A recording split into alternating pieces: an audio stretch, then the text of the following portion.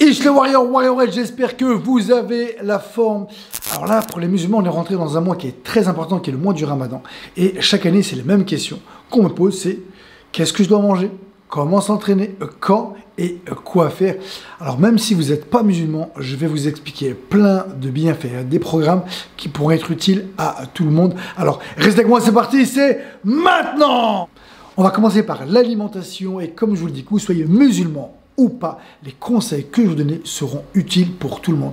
Comme ça, il n'y aura pas de jaloux. Donc, le matin, qu'est-ce qu'on peut manger, qu'on jeûne ou qu'on jeûne pas? Eh bien, ça va être conseillé de commencer votre réveil par boire 2 verres d'eau. Alors, 1, c'est déjà bien, mais 2, c'est mieux. Pourquoi? Parce que votre corps, il n'a pas été hydraté toute la nuit, et la nuit, votre corps continue à travailler, à constituer ses cellules et à fonctionner. Donc, c'est bien de le réhydrater. Rappelez-vous, notre corps est constitué de 65% d'eau, donc on doit lui apporter de l'eau. Imaginez-vous si je fais un trou et que je laisse l'eau sans la renouveler, au bout d'un certain temps, elle va être jaune, marron, et elle finira par être noire. Notre corps, c'est exactement la même chose. Eh bien, si on ne lui apporte pas suffisamment d'eau pour qu'elle se renouvelle, eh bien, elle va s'encrasser et c'est pas bon. Ensuite, l'avantage de commencer par boire 2 verres d'eau, eh bien, vous allez ouvrir votre estomac, ce qui fait que tout ce que vous allez manger après, eh bien, vous allez mieux le digérer. Commencez par boire 2 verres d'eau. Ça, je vous conseillerais de faire ça à tous vos repas. Ensuite, il va être conseillé de manger une source de protéines. Pourquoi les protéines? Comme je vous l'ai dit, la nuit, votre corps continue à travailler et à reconstituer les fibres musculaires. Donc, le matin, c'est bien de lui apporter des acides aminés, des protéines pour reconstituer ses réserves. C'est vraiment important. En plus, l'avantage de manger des protéines le matin, et pour toutes les personnes qui manquent d'énergie le matin, eh bien, on leur conseillerait de manger des protéines. Ensuite, quel type de protéines? Si vous pouvez manger du poulet, mais c'est vrai que j'avoue, le matin, le poulet, c'est moyen. Eh bien, le meilleur conseil, c'est manger des œufs. Les œufs, pourquoi? Parce qu'on peut faire des œufs durs, des omelettes ou des œufs brouillés. Donc, avec ça, chaque matin, on pourrait faire un petit déjeuner différent si vous vous lassez. Donc, 2 verres d'eau, manger une source de protéines. On peut aussi manger, alors, pour ceux que ça dit, du saumon ou du maquereau. Pourquoi? Parce que dans le saumon et dans le maquereau ou les sardines, eh bien, il va y avoir des oméga 3 qui sont essentiels pour le bon fonctionnement de notre cerveau, bon pour nos articulations. Et quand on fait du sport, eh bien, quand on mange des oméga 3, on va venir chasser le mauvais gras. Donc voilà. Et si vous ne pouvez pas manger de saumon et de maquereau ou de sardines, et vous pouvez manger une poignée d'amandes, des graines de chia que vous allez manger avec un yaourt, ou alors tout simplement acheter un complément alimentaire, acheter une pilule, vous la mangez et c'est réglé, mais c'est vraiment important, même aussi pour nos articulations. Ensuite, avec ça, qu'est-ce qu'on pourrait manger? On pourrait rajouter 2 tranches de pain complet. Pourquoi le pain complet? Parce qu'il a un indice glycémique qui est bas, et ça va jouer aussi au niveau de votre concentration et de votre productivité. Donc voilà, on essaie de limiter au maximum tout ce qui est sucré le matin. On peut alors, pour ceux qui jeûnent et si vous avez faim, vous pouvez manger. Alors pour ceux qui ne jeûnent pas, mangez un fruit en collation, voilà, pour apporter toutes les vitamines nécessaires. Et si vous jeûnez et que vous avez encore faim, mangez un fruit.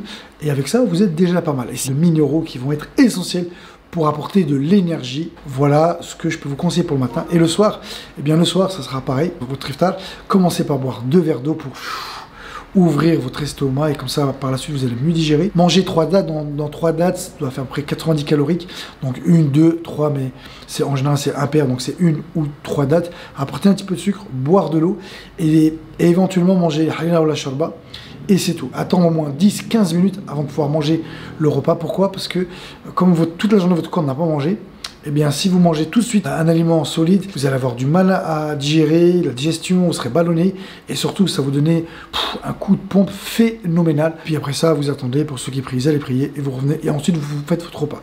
Et dans les repas, c'est simple à régaler, simple, c'est manger tout ce que la nature ou Dieu vous a donné, c'est pour ceux qui croient en Dieu.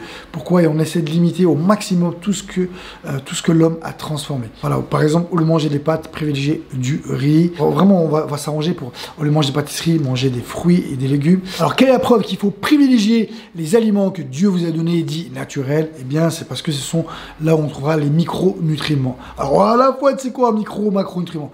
Les macronutriments sont les lipides, glucides et les protéines, d'accord? Donc votre corps a besoin de 90% de cette source, c'est pour apporter de l'énergie à votre corps, et simplement 2% de micros, qui sont les vitamines, les minéraux, les vitamines, les oligo-éléments. Mais simplement, si on n'apporte pas ces 2% dans notre corps et qu'on est carencé, eh bien, ça va jouer sur votre santé, sur votre humeur, sur votre performance mentale, sur votre énergie directement. Donc si on est carencé en magnésium, c'est bien connu, on est un peu fatigué. Pareil pour le fer. Si on est carencé en vitamine C, on sera aussi carencé en magnésium. Bref, Enfin, il y a tout un équilibre à avoir et cela on les trouve dans les aliments dits naturels. Donc privilégiez ces aliments-là et en plus si vous apportez cette source de micronutriments, et bien automatiquement vous allez aussi perdre du poids pour ceux qui cherchent à perdre du poids. En gros, si je dois résumer maintenant le repas type, ça serait donc encore une source de protéines très importante. Rajouter des légumineuses plutôt que des pâtes. Voilà, et si vous mangez des pâtes, eh ben, essayez de manger des pâtes complètes. Beaucoup de légumes, enfin, allez, on va dire 150 grammes de légumineuses et après une grosse quantité de légumes. Et pour ceux qui veulent manger, qui ont l'habitude de manger beaucoup de pâtes, eh bien, je vous conseille de limiter la quantité de pâtes et de privilégier les légumineuses qui sont les lentilles, haricots rouges, haricots blancs. Voilà, pour vraiment une bonne santé, une fois encore, la règle c'est éviter tout ce que l'homme a transformé, donc privilégier ce que Dieu vous a donné. Voilà pour tout ce qui est de l'alimentation.